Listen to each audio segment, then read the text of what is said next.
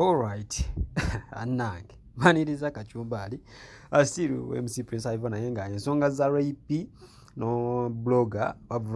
waswa Emma dozikutte akati. Mugano ezo gamba ziri nyenkandago. Rape agamba nti nno agenda kusuwinga omwami waswa Emma kubanga yaleeta omulenzi manya yaleeta omukyala.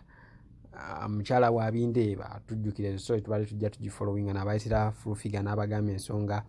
ekyekiriwo ne rape kyalina okukola ye rape agamba waswa Emma yaleeta omukyala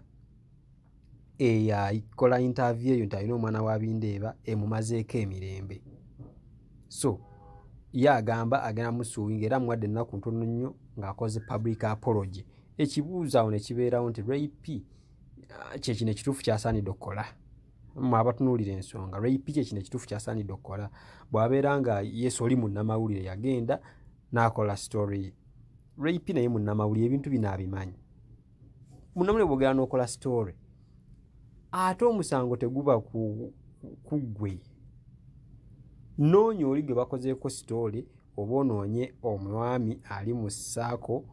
mutereeze ensonga naye gy'okoma okubeera nga ate ogenda ku poliisi n'okukola ki kuba y'omulenzi waswa Emma agamba ali ready okufeesinga amateeka ali ready okusibwa bekibeera nga rape kyayagala oli omukyala yalina oli omwami rape n'aziyingiramu okudifendinga omwami ne mumwokya kati obudde buno ayagala ssente oba ayagala kusiba Emma waswa eyatandika story eno so awe tuli kansooke mbaweeko kuwaswa Emma nga ayogera twakitadde ku TikTok n'ayogera ebbaluwa ebaagimuwadde then nsobodde okumukubira kasimu okumanya ekituufu ddala kituufu era aŋŋambye nti kituufu so ensonga zino eno simanyi gye zinaakoma naye nga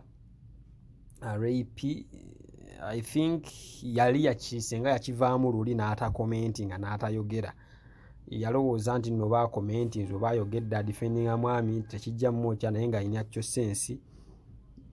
si alina moral authority okugamba omukyala leeta abaana b'omwami nga babeera balina DNA entuufu I think omwami eyandivuddeyo ne ku kino okugamba nti nno omwami oba Bindeeba oba mukyala Bindeeba asuwinge waswa Emma I think era omwami eyandikikoze ate n'omwami era yabadde kisaanirwa kukolebwa wabula yandikoze ekyo ekisaanidde okukolebwa either kunoonya mukyala n'amuwa obuyambi period nekiggwa tebyandigenze nawala singa rape teyavaayo kwogera naye yavaayo neyeefula ayogera oba defending omwami finally nekimwokya ate kati asaba public apology lwaki teyagisabirawo mu kusooka lwaki imaze kulanda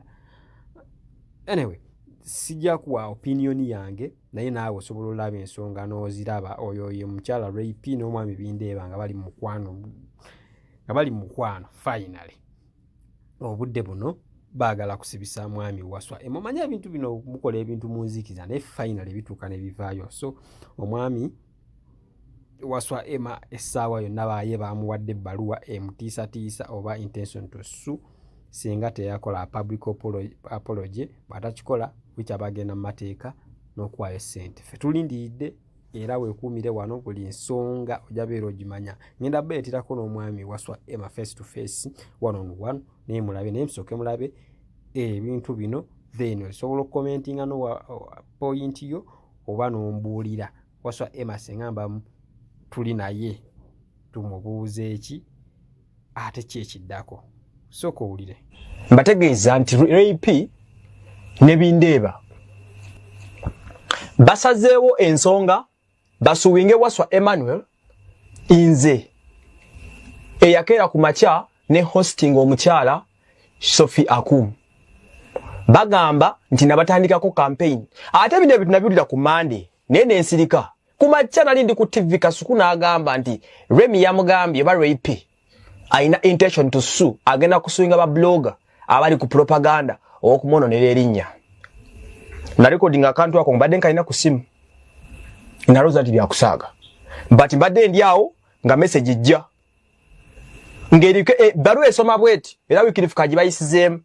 omukulu Bindeeba ne rape kwa baliko babiri gye bampeereza nga bagamba they are going to sue me bagenda kundopa bampadde ennaku 14 nkole public apology netonde mu nnaku 10 oba sekyo bagenda kundopa bandimandinga milioni 3 mu kooti.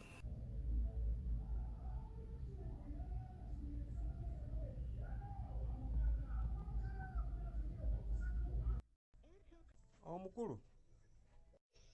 wasibyo kya sebo ono aivo kachumbali bigambo byange bitono nnyo naye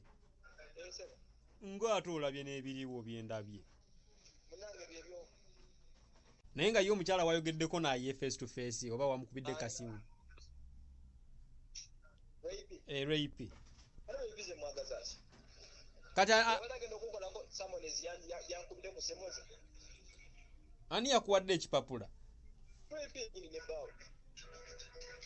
kati ogenda betondera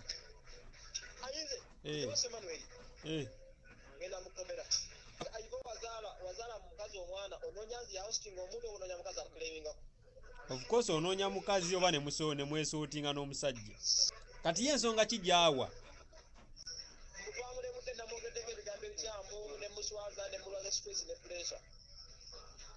anange anyway kale njanja kunoonyako twogeremuko